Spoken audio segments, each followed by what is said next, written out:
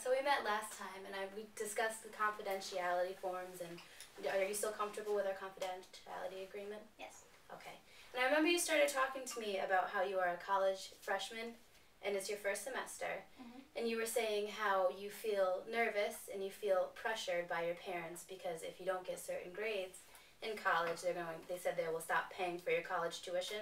Am I kind of on the right track? Yeah. Yeah. All right, and I remember you mentioned something about how you are starting to feel a little sad and a little worrisome because you don't want to tell them, and you also don't want them to be mad at you for not, even if you don't have the right grades or all that situation, and I know you understand you're feeling pressured. So would you like to go more on about the pressure that you feel in school?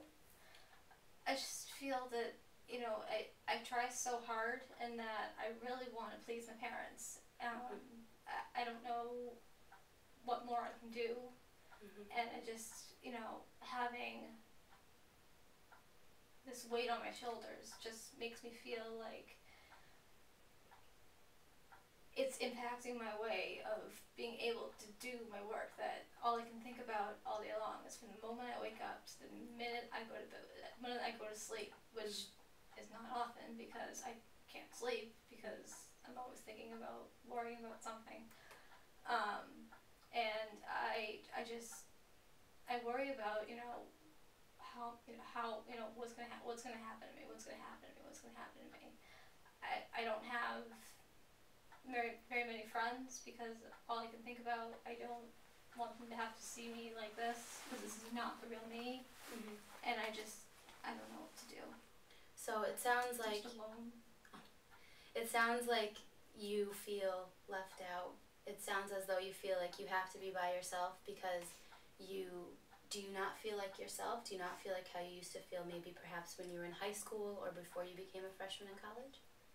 Yeah, I mean, I don't feel like I'm definitely not the same person, or I don't feel like I'm able to be the same person anymore because of my preoccupation with all of my struggles, and I feel like I can't be happy anymore, and who wants to be around someone who's not happy all the time? I mean, how can you make friends like this? And when I was in high school, I used to go out all the time. I used to have so many friends and not a care in the world. And now I have this pressure that was never there before, that I'm not used to, and I'm. So it sounds like you're almost putting the weight of the world on your shoulders. Yeah. And you're not necessarily letting anyone else into your life. Yeah. Because you feel like you cannot, because you don't feel happy, it sounds like you aren't even getting a lot of sleep, so your health in general doesn't sound like it's very high. Yeah. Or as high as it used to be, because you're up all night and you're worrying.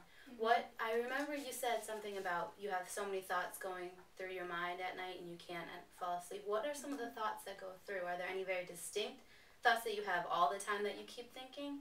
Or is there a lot of subtle thoughts?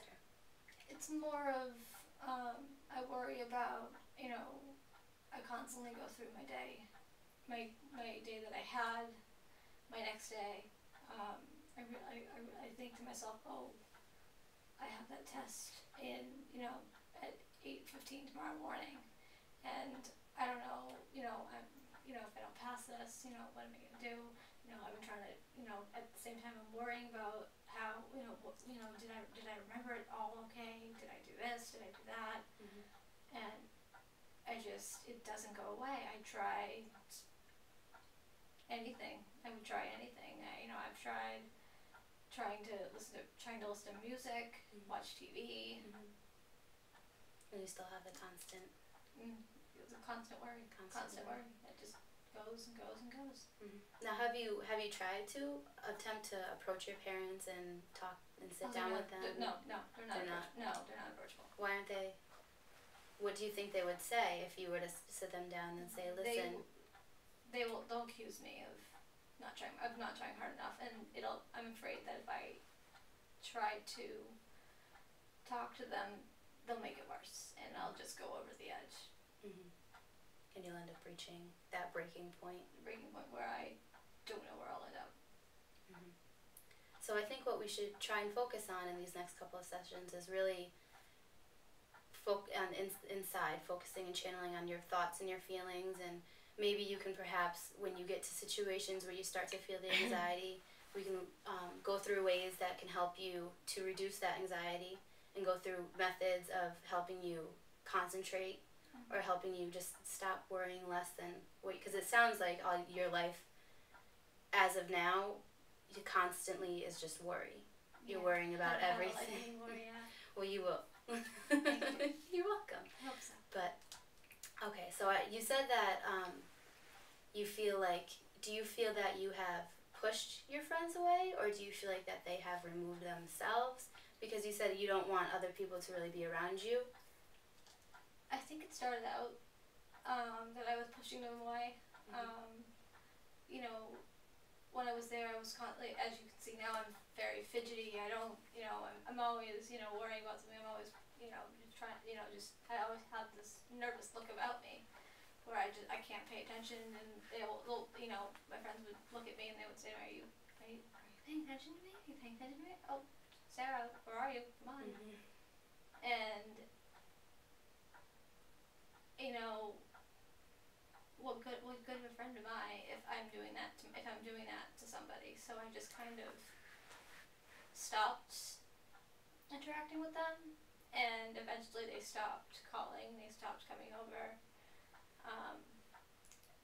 as frequent. I mean, I do have some friends that still try to make an effort with me, but not as much and not as many as often as I used to have. And do you think that it has everything to do with this whole college transition and your life at home, and it's pretty much been the number one priority at this point in your life? Okay. So I think what we should focus on is ways you think you could be able to ease some of your anxiety, and even if it's not necessarily with the schoolwork, but maybe if you find yourself thinking about other things, not necessarily related to school or to home, but because you seem very anxious or very worrisome, that you start to have your mind perhaps wander. It sounds like it wanders and it's just all over the place at sometimes. Oh yeah. So maybe you can try and think of ways to help, you think will help regain your focus, and we can maybe perhaps start with there. Maybe that might help some of the anxiety. Okay. But so in a situation, say tomorrow, like you said, at 8:15, you have an exam, and you're worried about the exam. What do you think could help you focus, not so much on the worrisome aspect, but focus on the actual curriculum that you need to know for the exam the next day?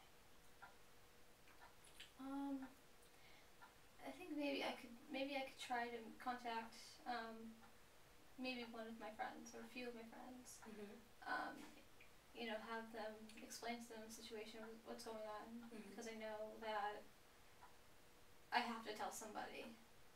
It might be hard, and I probably won't do it, or I could always have one of my roommates, you know, study with me, or just have, you know, just watch a TV show with me, and have a break before I go to sleep, if I get to sleep.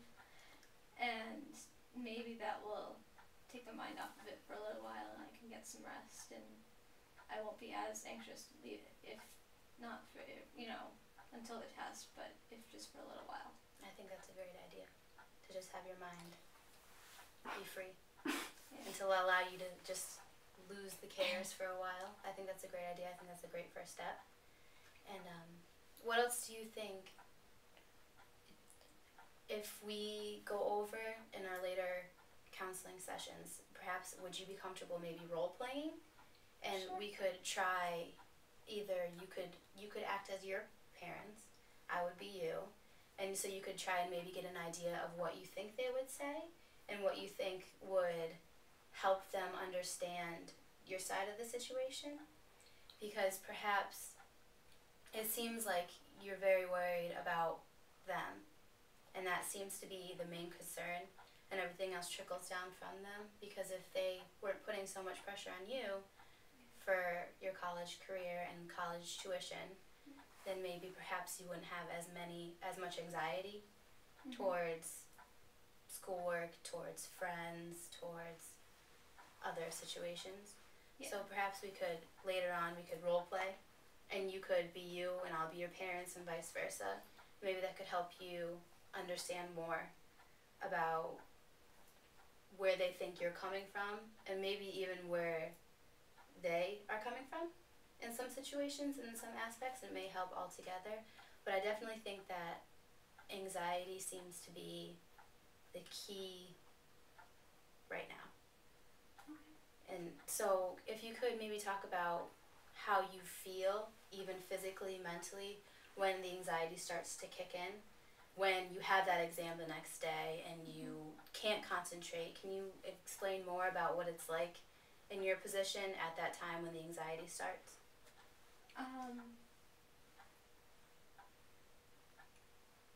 I just, my entire self just shuts down. I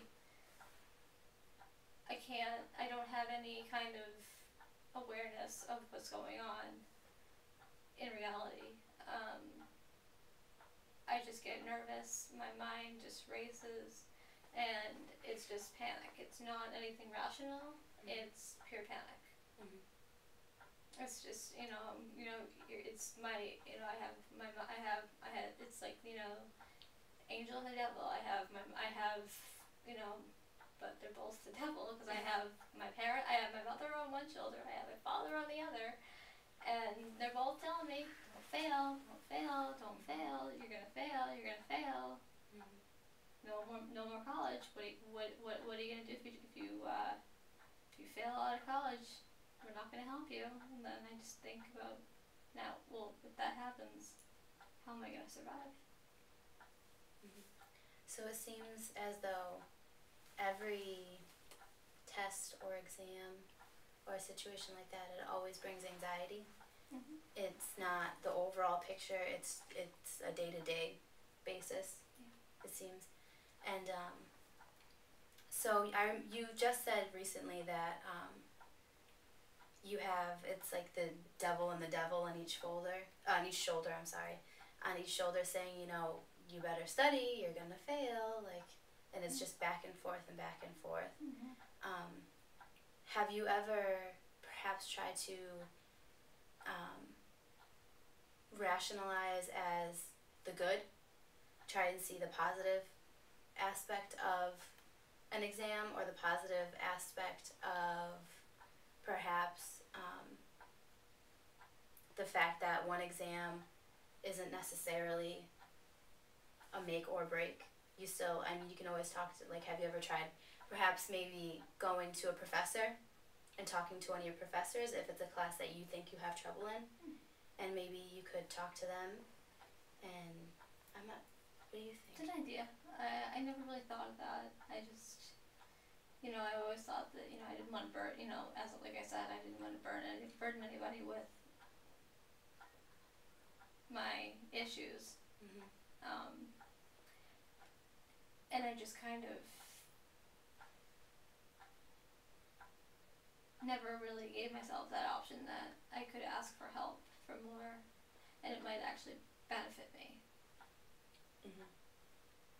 And you just said that you feel like you're a burden. How so do you feel like you're a burden? That if, just by seeing someone who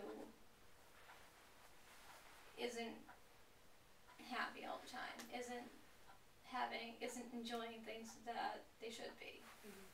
that it brings other people down. And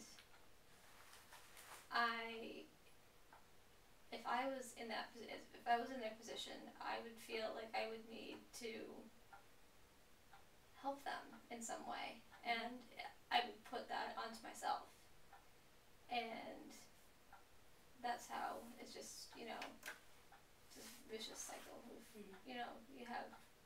You have thoughts in your own mind, and if you show it, might affect someone else negatively, and that's not how I want to deal with my life, and mm-hmm.